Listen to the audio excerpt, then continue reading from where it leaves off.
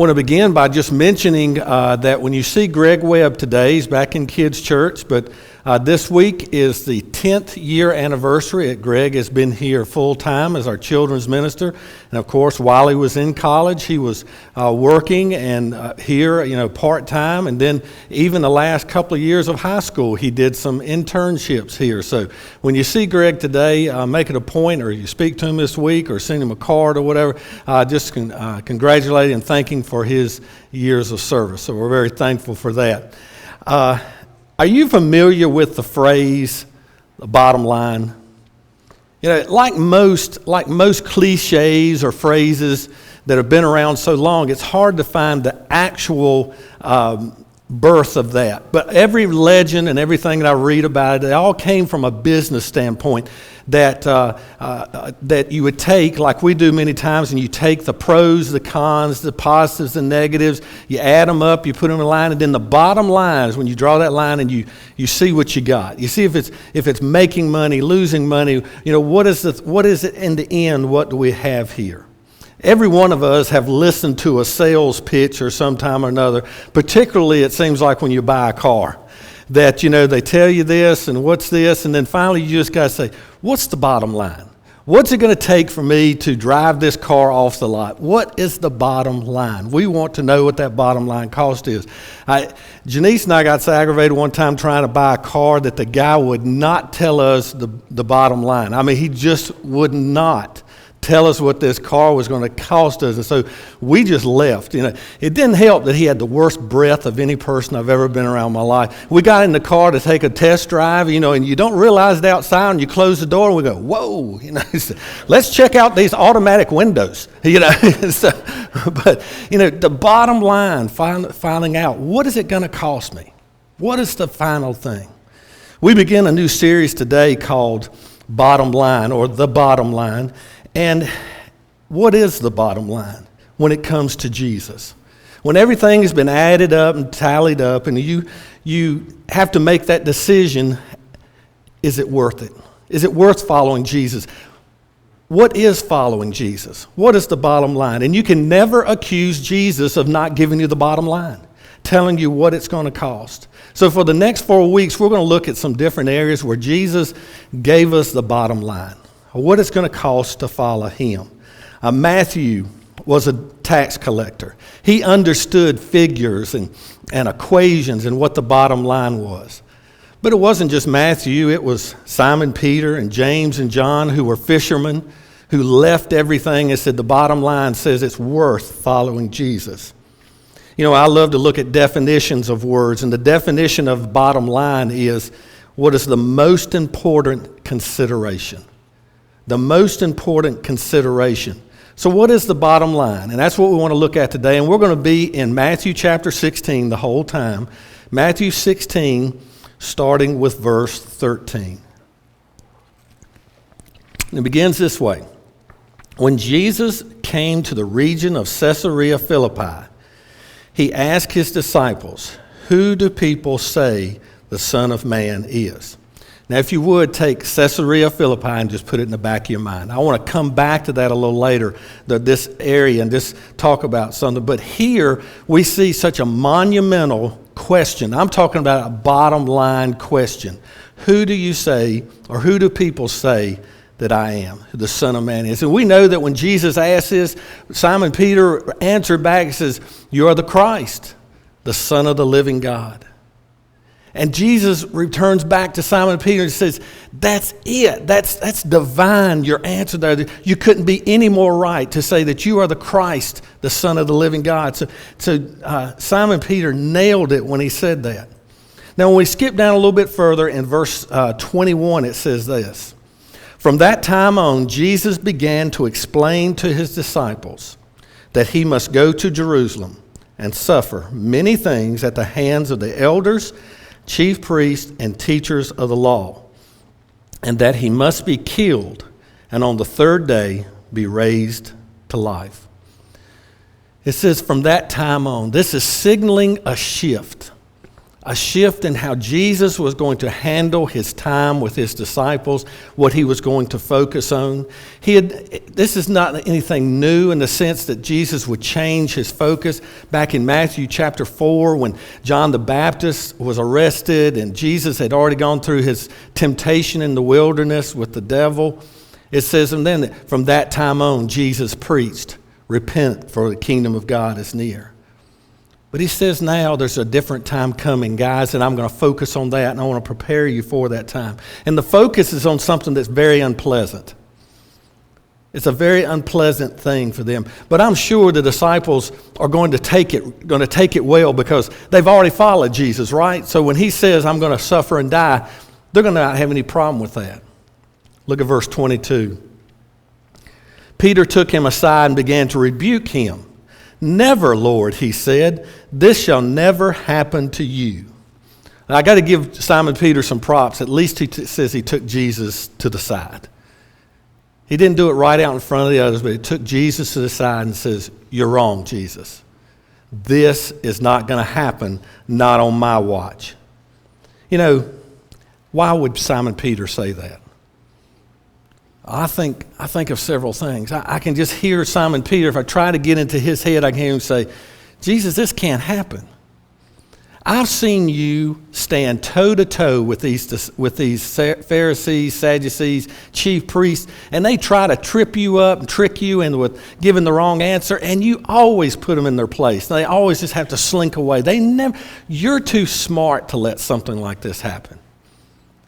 And Jesus, how could they kill you when I've seen you take a deaf person and just touch their ears and they hear again? Or somebody whose legs are mangled and crippled, and you just say, get up and walk, and they walk. And I've seen you do all this. I've even seen you with people who are supposed to be dead. They're dead, and all of a sudden they're not dead because you said, come forth. You're too powerful to let this happen, Jesus. I've seen the way the people love you. Do you think that the people are going to go along with the chief priest on this? You're loved everywhere we go. You are too loved to let this happen. It's not going to happen, Jesus. And I think it could be more than that. I think Simon Peter was thinking, we didn't follow you to watch you die. We followed you to see the plans come into place. And this doesn't fit into the plans, you dying. What would cause a person to look Jesus in the eye, and after when you could understand and explain, and you've been there and seen the powerful miracles and the things and the wise teaching and the love that's shown, that you would look him in the face and say, you're wrong. Jesus, you're wrong. It's because what Jesus said wasn't fitting into what Simon Peter's plans were. And we should understand that because we do it all the time. We read something, we hear something, but when it doesn't fit our plans, we do something different. Look at verse 23. Jesus turned and said to Peter, get behind me, Satan. You are a stumbling block to me. You do not have in mind the things of God, but the things of men. And there it is. It's the most strong words that Jesus uses anywhere, except when he spoke of the devil or when he spoke of the Pharisees. But we stop there. It's such a hard rebuke when he says, get behind me, Satan, that we don't realize the most important thing that he said. He says, Simon Peter, you're thinking with your mind, not God's mind. You're thinking the way men think about things, not the way God thinks about things. It's just not adding up to you because you're not thinking the way that I've been teaching you to think. So easy to become part of the consumer mentality. And the consumer mentality is the customer is always right. Now, what we feel like we want or what we deserve or what we should get is what becomes, it trumps everything else, consumer thinking. And that can creep into our spiritual lives. It creeps into the church. If the church isn't what I thought it should be, then they need to change because it's not matching what I think the church should be. That's our natural way of thinking. It comes very easy. Has anyone ever accused you of talking too much? You talk too much. That's usually not a compliment, is it? It doesn't feel too good when it says you talk too much. Or has anyone ever accused you or said, are you ever around anybody that talks to themselves?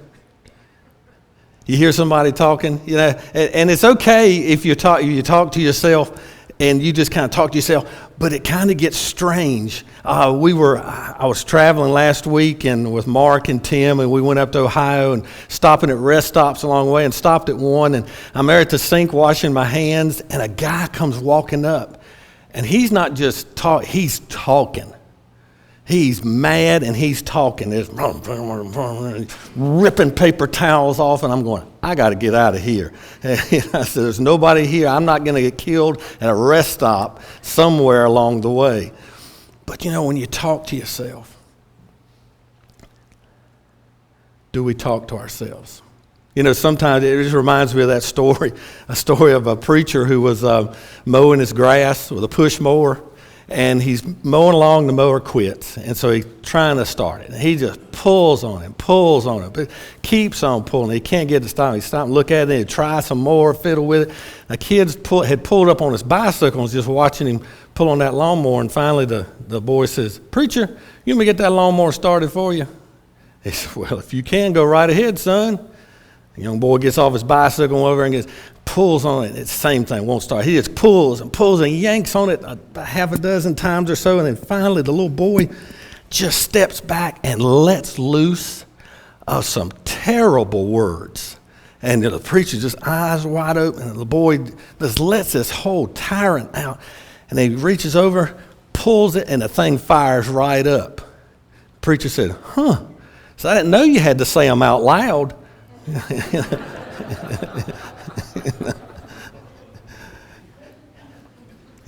Do you talk to yourself?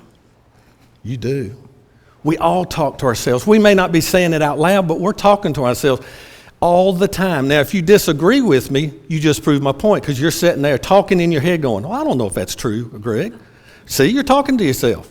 Or you say, I'm not going to do that anymore. No, you're talking to yourself. We talk all the time to ourselves. In our heads, we may be talking, and that's the voice that leads us to so many places. Well, you call it the gut or the mind or the voice we do. God warned us about listening to that voice too much. In many places, and one of those is in Proverbs 14, where he says, there's a way that seems right to a man, but in the end, it leads to death. My gut tells me things. My feelings tell me things. But it does not mean it's the voice of God. Probably every person in this room has traveled by GPS. Have you noticed when you travel by GPS that it's such a confident voice? In a quarter mile, make a right-hand turn. In 1 mile, get in the left 2 lanes to prepare to turn. You have arrived at your destination. You never have a GPS that says, man, I'm just not sure, but take a left. It never says that. It's so confident. But has everybody in here that's traveled by GPS ever had it take you someplace that wasn't what you... I've pulled up with Janice on vacation one time and just had time to get to a church, and we'd put in the address, and it was at the end of a cul-de-sac and nothing there. I said, that's the church? We've all had that. Just because it's a confident voice doesn't mean it's a right voice. And Jesus points it out to Simon Peter. He says, you have a mind, listen to a mind of men, not the mind of God. Look at verses 24 and 25. Then Jesus said to his disciples, if anyone would come after me, he must deny himself, take up his cross, and follow me. For whoever wants to save his life will lose it, but whoever loses his life for me will find it. It doesn't get any more bottom line than this. When Jesus says, if you want to be mine, if you want to follow me, then you've got to take up your cross and follow me. If anyone, Simon Peter, I don't care that you've already left your fishing business. Matthew, I don't care that you've already given up a lucrative career as a tax collector for the Roman government and given up all your benefits. I don't care. You made that decision, but now you must take up your cross and follow me. It's not the one-time event. It's a daily picking up the cross and carrying it. I don't think it was an accident that they had Jesus carry his own cross. I think it's a wonderful illustration for us, an example for us that Christ carried his own cross.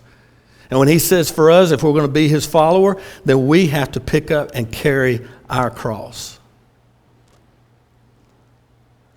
Remember I mentioned Caesarea Philippi when we began. I said, tuck it away at the back of your mind.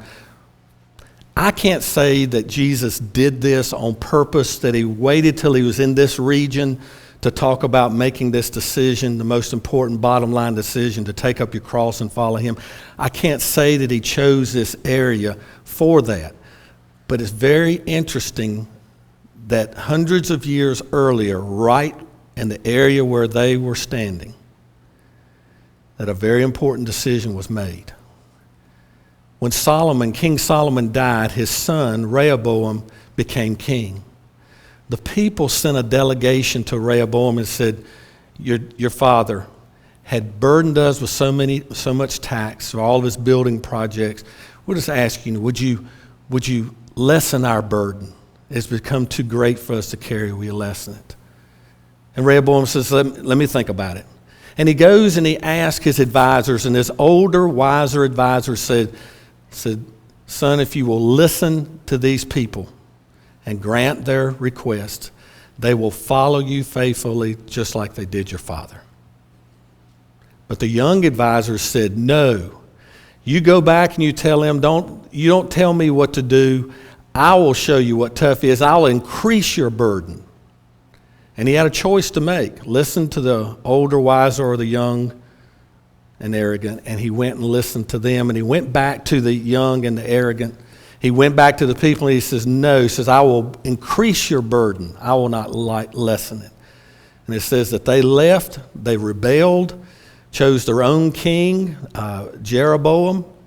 And the northern tribes split off from the country, from the nation of Israel. They split. The nation split.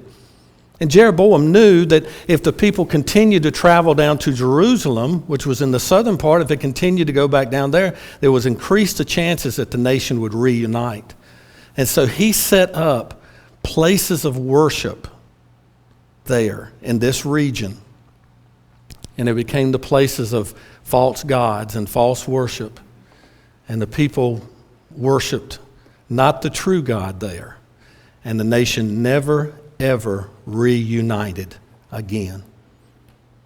And in this same region, Jesus is saying to his disciples, you have followed me, but it's time to make a tough choice. Will you follow me to the cross? Will you follow me to where my life is taking me? And this is where he asked that most important question, or one of the most quoted of Jesus' time, and still quoted so much today, to take up your cross and follow Jesus.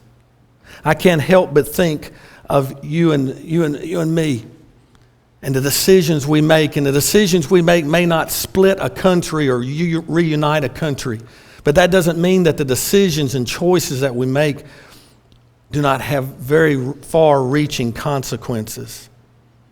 The direction of our families and marriages and churches. I thought of last week, Mark Greganis. When he left church, he walked out with not only his kids, but 3 teenagers went out behind him. And I come to find out that they had all spent the night at Mark's house, and he had gotten them up into church by 9 o'clock. at the early service. So I texted him. I said, "You the man, Mark." I said, "You could write a book if you get that many out and going by 9 o'clock." And he texted me back. He said, "Thanks." He said, "But the truth is, I just wanted them out of my house." You know.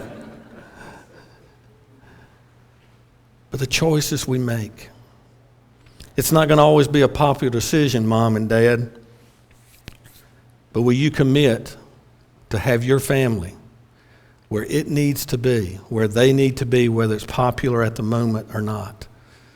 Will you commit to trust in the long haul that it will pay dividends to eternity?